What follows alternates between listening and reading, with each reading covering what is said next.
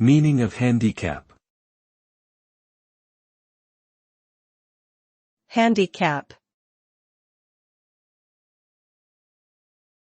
Handicap. Handicap.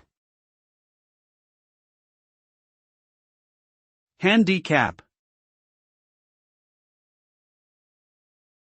The term handicap refers to a physical or mental condition that limits a person's ability to perform certain tasks or activities.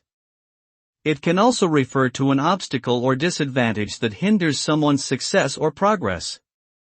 The term is often associated with sports, where it is used to level the playing field by assigning advantages or disadvantages to competitors based on their abilities. Handicaps can have a significant impact on a person's quality of life and may require accommodations or specialized equipment to mitigate their effects. Overall, the concept of handicap relates to barriers and challenges faced by individuals with disabilities or other limitations.